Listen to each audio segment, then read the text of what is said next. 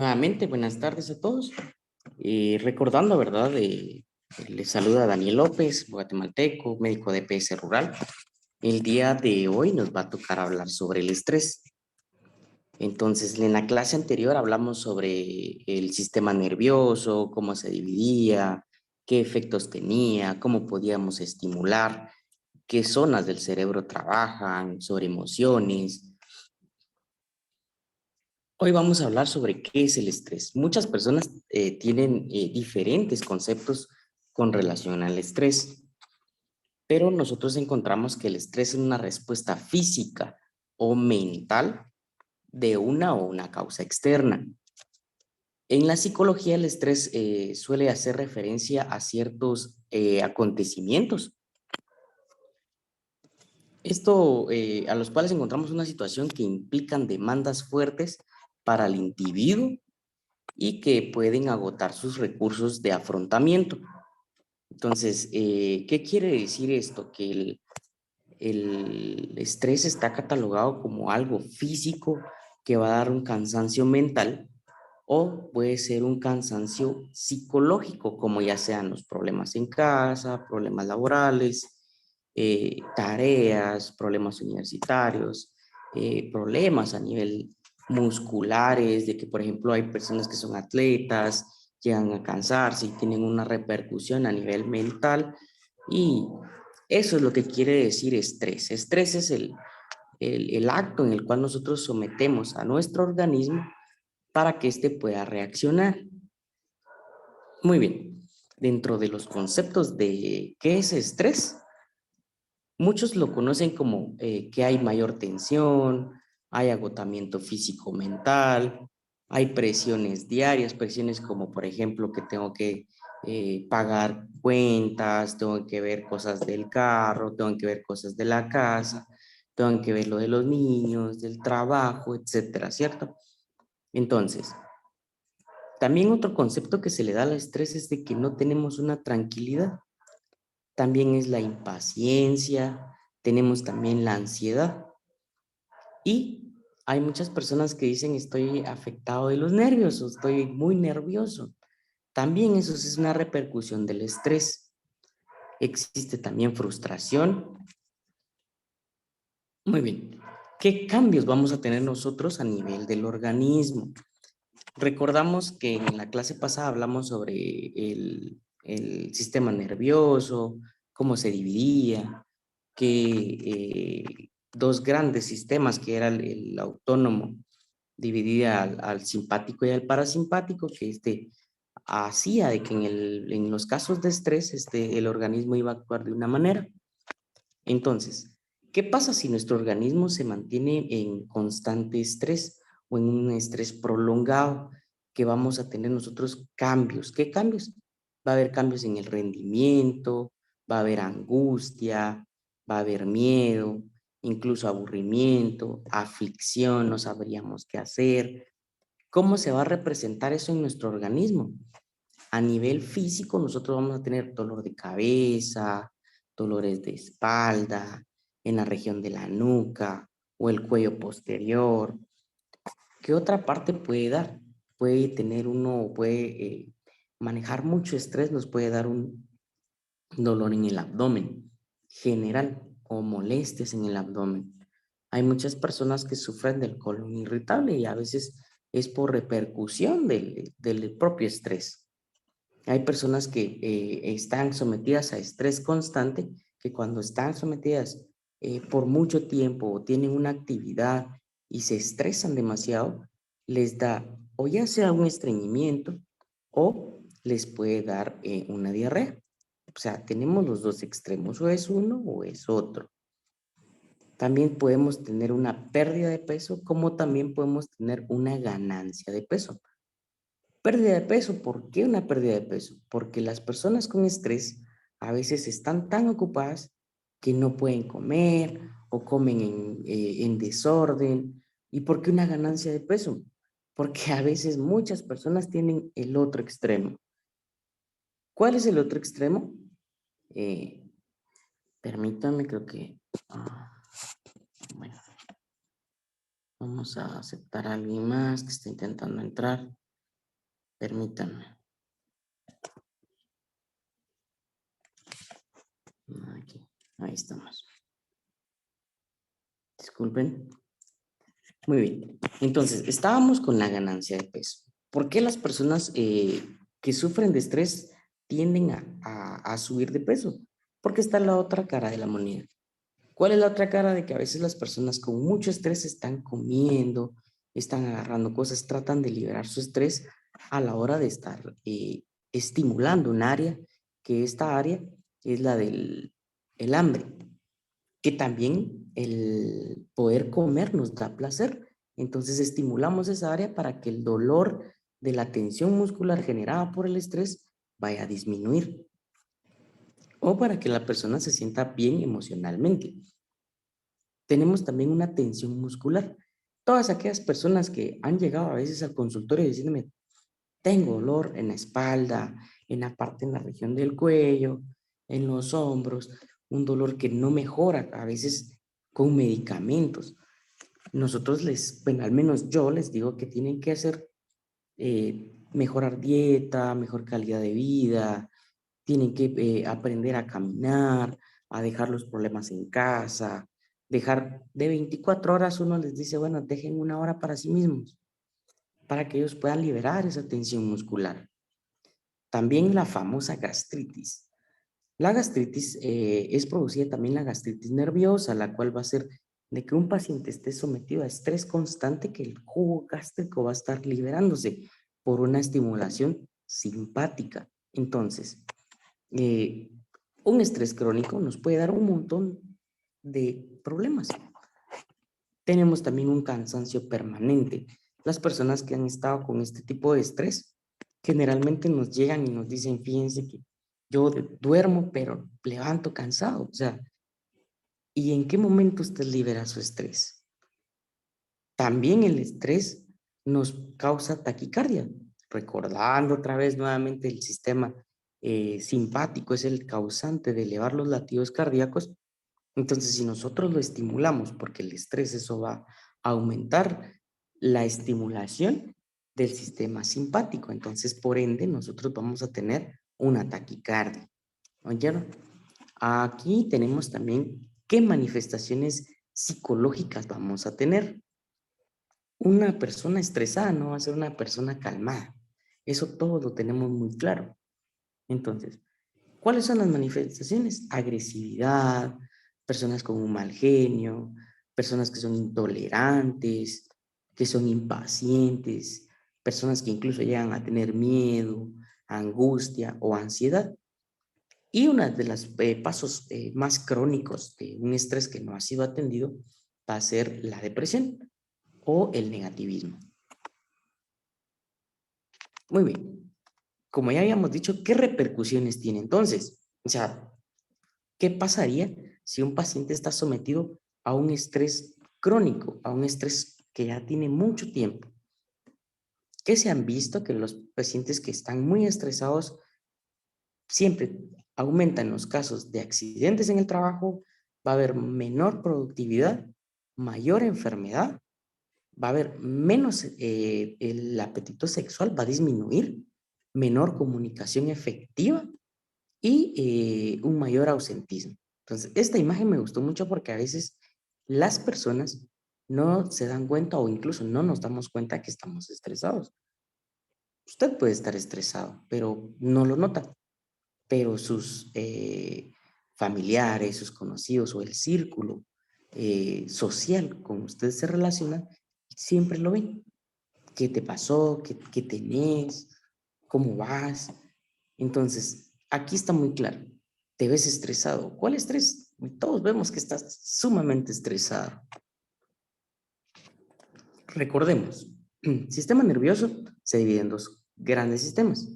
Sistema nervioso central, sistema nervioso periférico. Y esto es un repaso de la clase anterior. Entonces, ¿para qué yo lo vuelvo a poner? Porque quiero que ustedes sepan que en el sistema nervioso autónomo, que se divide en el simpático y parasimpático, cuando el estrés está bien arraigado, estamos sobreestimulando al sistema simpático. Ahora bien, Cuando nosotros tomamos un tiempo para liberar el estrés, ya sea meditación, caminata, relajaciones, nosotros venimos a estimular a el sistema parasimpático y por ende va a bajar el estrés. Y si bajamos el estrés, ¿qué creen que va a pasar? Las personas van a mejorar su calidad de vida. ¿Cómo cuáles, doctor? Sí, claro, van a tener mayor efectividad a nivel del páncreas. Personas que tienen a veces diabetes es porque están muy sometidas a un estrés crónico. Entonces, si se recuerdan, hay otra clase, creo que aquí está, en la clase anterior del tálamo. Así. Se recuerdan que va a haber estimulación de muchas hormonas cuando nosotros estamos en un sistema, un sistema simpático. Entonces, si nosotros dedicáramos un poquito más de tiempo a manejar la parte del parasimpático, al estar en un constante meditación, relajamiento, olvidando los problemas en casa, olvidando todo eso, nosotros vamos a estimular toda esta parte del parasimpático. Y por ende vamos a tener una mejor respuesta en el organismo. ¿Se recuerdan del tálamo? ¿Qué era el tálamo? Entonces, en el tálamo nosotros decíamos que tenía una función muy esencial en la que manejaba la conciencia, la adquisición de conocimientos, lo que se denominaba una cognición, y era el control de todas las emociones y de la memoria, importantísimo. Entonces, si nosotros manejamos o estimulamos más el tálamo, pero de buena forma, no con el sistema simpático, sino con el parasimpático, nosotros vamos a tener mucho mejor control de nuestras emociones, mucha mejor memoria. Entonces, hay estudios que dicen que si nosotros tuviéramos relajación constante, nuestra memoria aumentaría. Muy bien, regresamos ahorita al hipotálamo. ¿Se acuerdan del hipotálamo que tenía el control de la homeostasis, el equilibrio constante o el equilibrio perfecto que hace el sistema? Pero para ello nosotros tenemos que ayudarlo. Solo el sistema en sí está capacitado para nosotros venir y someternos a un estrés. Pero ese estrés va a ser temporal y ese estrés es beneficioso. ¿Por qué? Porque si es temporal, es solo para que pase, para que ustedes puedan realizar una actividad que lo amerite. Ahora bien, si ustedes se someten a un estrés crónico, un estrés constante, lo que vamos a ocasionar es la liberación de todas estas hormonas que hablamos la vez pasada, donde nosotros también vemos involucrado la tiroides, la prolactina, parte renal, los ovarios, los testículos, hígado, la creación de la espermatogénesis. Toda esta parte nosotros la vamos a ver afectada. Esto es un pequeño repaso. Solo vamos a, nuevamente les pido una disculpa, vamos aquí, si no. Aquí estamos. Muy bien.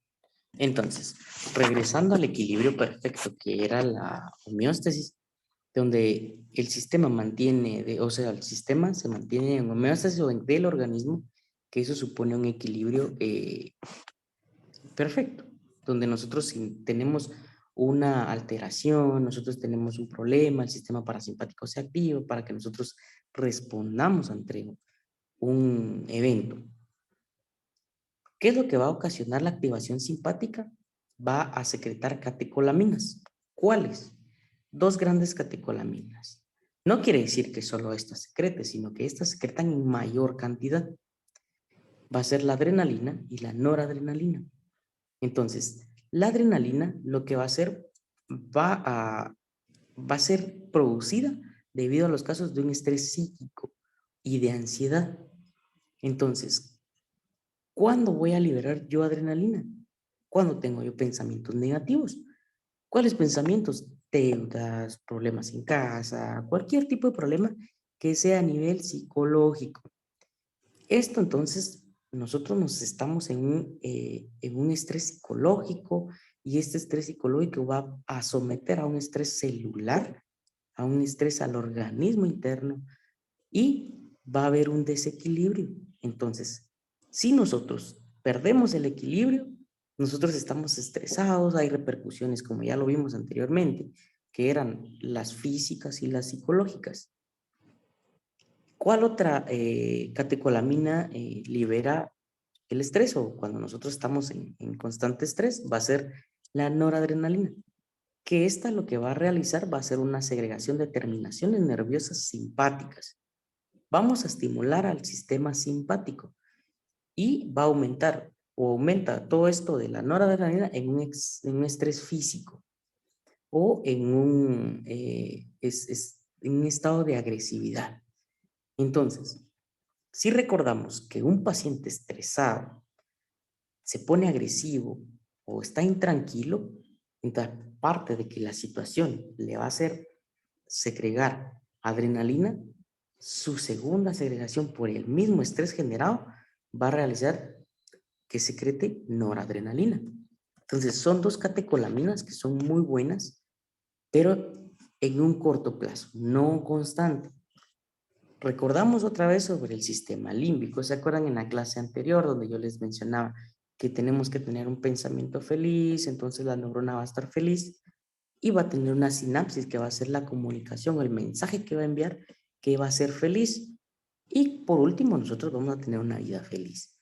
Entonces, si el sistema límbico tiene las funciones del dolor o el control del dolor, el placer, la docilidad, el afecto y la ira, cuando nosotros tenemos efectos negativos en nuestro organismo, como lo es el estrés, hablando a nivel de emociones, si nosotros tenemos un estrés que va a estimular el sistema simpático, nosotros podemos aumentar el dolor, podemos disminuir el placer, podemos disminuir la docilidad, disminuir el afecto y aumentar la ira. Entonces, ¿por qué nosotros, o sea, por qué pongo las diapositivas anteriores para nosotros volver a hacer un concepto de lo que nosotros teníamos como un sistema nervioso central y el por qué el estrés afecta al sistema nervioso? Y el estrés tiene diferentes fases, como es la reacción de alarma, el estado de resistencia y el agotamiento o el estado de agotamiento. Una gráfica tan sencilla, esto lo hicieron unos psicólogos junto con unos endocrinólogos donde lograron notar que cuando un paciente está en una reacción de alarma, nosotros descienden o aumentan, decirlo así, nosotros tenemos un estatus, descienden todas las hormonas para luego dispararse. Estas hormonas que luego se disparan, nosotros vemos que tienen un estado de resistencia. Si nosotros en el estado de resistencia lo mantenemos más prolongado, por último nosotros vamos a tener un agotamiento. Entonces, si nosotros distinguimos este proceso, nosotros podemos disminuir el estado de resistencia.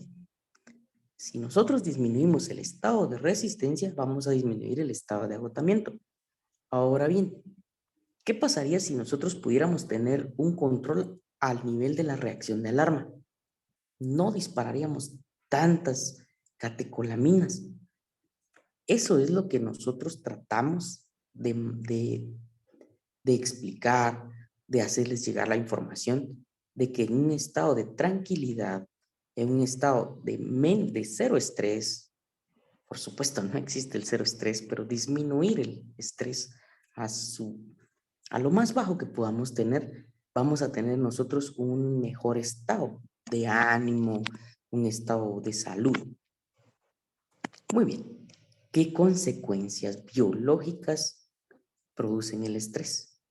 Entonces, acá esta imagen está muy bonita. ¿Por qué? Porque nosotros vemos que va a tener un estrés en el organismo, va a producir efectos dañinos a nivel cerebral, a nivel cardíaco, a nivel del páncreas, del sistema reproductor femenino, y no solo del femenino, sino también del masculino. Tenemos también el aumento de los triglicéridos, del colesterol. Entonces, ¿cómo vamos a luchar contra el estrés? ¿Cómo lo vamos a hacer? Un cambio de perspectiva. Es importante que nosotros conozcamos, que nosotros aceptemos cómo es que somos, la forma en que percibimos la vida, las dificultades, toda esta parte, como les decía, si de 24 horas nosotros le dedicamos 1 hora a nosotros, nosotros vamos a, en un largo plazo, vamos a darle beneficios a nuestro organismo. Si les estoy diciendo que el estrés produce daños, no los va a hacer mañana. O sea, si hoy me estreso, mañana no tengo nada. El estrés está, el cuerpo está adecuado para manejar el estrés. Pero si nosotros resultamos con problemas de estrés, quiere decir que nosotros hemos manejado un estrés durante mucho tiempo. Entonces, si yo le hago daño a mi organismo durante varios tiempo, ¿cómo voy a recuperar ese daño? ¿O cómo voy a tratar de que el estado vuelva a su normalidad? Va a ser conforme el tiempo. Entonces, yo aclaro esto porque a veces las personas piensan que es muy rápido manejar el estrés. Y el estrés no se maneja rápido. El estrés se instaura por mucho tiempo y así como por mucho tiempo se instauró, por mucho tiempo hay que trabajarlo. Obviamente las mejorías van a ser muy notables. Entonces, vamos a tratar patologías, por supuesto que si un paciente tiene obesidad, tiene diabetes, tiene algún tipo de trastorno que haya generado el estrés crónico, debe de consultar a su médico, debe de estar en tratamiento, pero nosotros podemos mejorar también el estilo de vida, el comer sano, el mantenerse bien, el dejar la mente no en blanco, sino dejar los problemas por lo mínimo 1 hora fuera de nuestro organismo. Entonces, vamos a estimular al sistema parasimpático. Vamos a frenar al simpático. Muy bien. De todo lo que me han hablado suena muy bonito. Ahora miremos qué cambios hay a nivel del cerebro en los meditadores, en las personas que hacen yoga, que se mantienen en una mente plena. Entonces, vamos a ver acá. Si nosotros mantenemos un cerebro estresado, obviamente se ve muy anormal un cerebro que está siendo agotado. En cambio, si nosotros le damos mantenimiento, vamos a tener un cerebro más fuerte, vamos a tener un cerebro feliz. ¿Qué cambios ocurren en el cerebro de un meditador? En el cerebro de un meditador aumenta el grosor cortical. ¿Qué es el grosor cortical? Es aquel el responsable de la memoria, de las emociones. Entonces, si nosotros mejoramos esta parte, vamos a tener una mejor memoria. Va a mejorar la neuroplasticidad. ¿Qué es la neuroplasticidad? Son los cambios que hace el cerebro para almacenar información. Son aquellos cambios beneficiosos que hace el cerebro. La neuroplasticidad se da más en los niños y conforme va avanzando los años en uno, la neuroplasticidad disminuye, pero no disminuye porque uno no lo ejercita, sino que disminuye conforme va pasando los años. Pero se ha visto que cuando las personas se ponen a meditar, hacen yoga, se dedican a sí mismos, mejora esta neuroplasticidad. Van a haber cambios en la amígdala. La amígdala disminuye de tamaño, por ende va a haber un mejor ritmo cardíaco, va a haber mejor control de las emociones, porque de eso es el encargado. También va a mejorar las ondas cerebrales. Hay ondas que se definen como alfa y teta. Estas dos ondas se alcanzan o tienen su mejor punto cuando uno está a punto de dormir. Entonces, ahora bien, yo pregunto, ¿quién le gusta estar en un estado de dormir? O sea, todos amamos ir a dormir, sabemos que a descansar uno se va a relajar. Entonces, ¿qué pasaría si nosotros estimulamos al cerebro para que esté en ondas alfa y teta durante el día? O sea, sería magnífico porque le vamos a dar vamos a dejar que el cerebro se esté limpiando, que se esté regenerando, que esté descansando.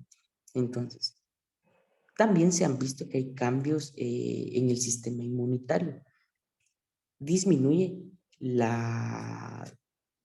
una proteína que se llama C reactiva, que esta es la responsable de la inflamación. Entonces, si nosotros hacemos meditación, toda esta parte va a mejorar. Entonces, aquí, si nosotros nos damos cuenta, hay una región que es en la región de la corteza cingulada anterior, que es la que está en amarillo, esta de acá. Entonces, cuando una persona está en meditación, esta área es la que más se va a ver estimulada. Ahora bien, ¿para qué me interesa saber esto? Porque esa área específica es la que va a controlar cualquier situación, la toma de decisiones. Entonces, hay estudios que dicen que en esta área, como les había comentado anteriormente, en la clase anterior, de que el cerebro es bien complejo, que a pesar de tanta tecnología que tenemos, aún nos está costando entender parte del cerebro.